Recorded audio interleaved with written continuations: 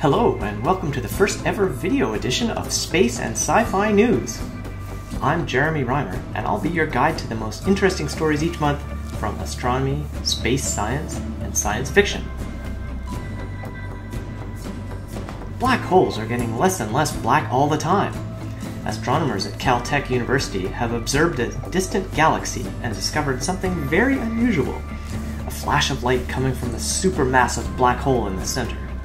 The researchers concluded that the burst probably came from the merger of two black holes, since it lined up perfectly with a massive gravitational wave measurement from the LIGO observatory.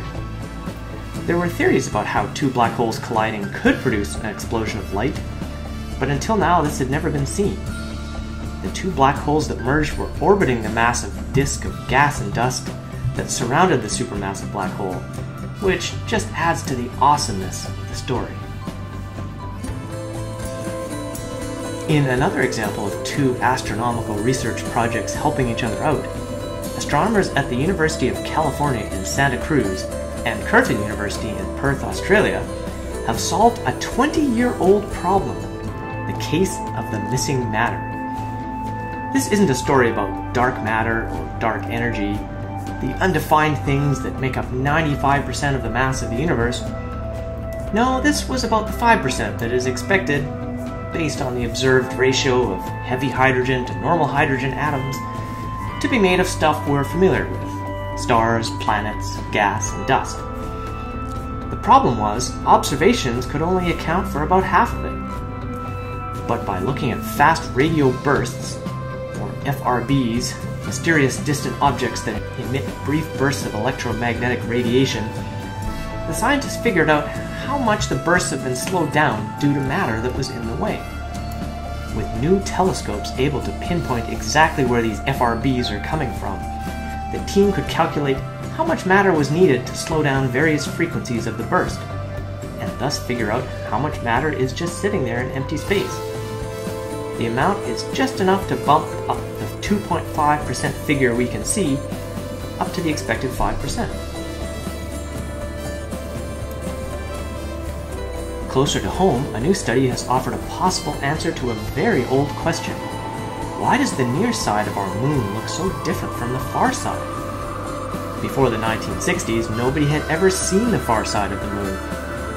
But if you look at it, it's almost completely void of the dark gray lava fields that create the familiar face we see from Earth. Why is this? Researchers from Japan and the United States have come up with a theory. The difference comes from an unequal distribution of radioactive isotopes of potassium, thorium, and uranium. As these elements decayed, they heated up the lunar rocks, melting them and forming the lakes we see today. And we'll finish off with a Mars story, because why not? I've been fortunate enough to see a solar eclipse, where our moon briefly obscures the sun. But I've never seen an eclipse on another planet. Until now. The NASA Mars Curiosity rover took some stunning shots of a dual Martian eclipse, as both Phobos and Deimos pass between the Sun and the lander. Although Mars's moons are a lot closer to the planet than our moon is, they're also far smaller, so they never completely obscure the solar disk. Still, it's pretty cool.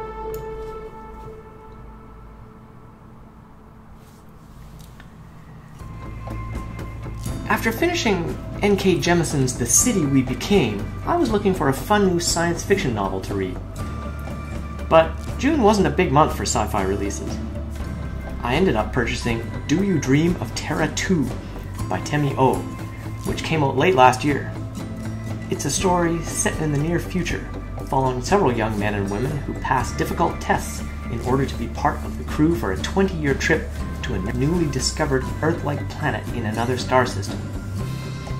The emphasis is more on the people and relationships than the science, but I'm more than okay with that. It's a fascinating look at the psychological ramifications of taking young people and putting them in a small spaceship for decades, working alongside older crew members. I've just started reading it, but it's already got me hooked. The sci-fi TV show of the month is Snowpiercer, the first season of which is now showing on Netflix. This is based on the 2013 movie of the same name, which depicted a world enveloped in perpetual winter by a misguided attempt to cure global warming. In this world, a trillionaire built a nuclear-powered train with over 1,000 cars and set it on a perpetual journey around the world, hoping to save enough of humanity to survive the cold. It's a ridiculous premise, and the TV show doesn't try to explain it any more than the movie did.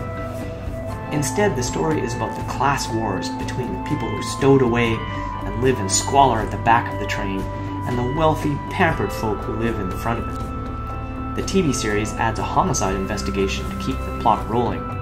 Pun very much intended. It's gotten mixed reviews, but I'm into it so far.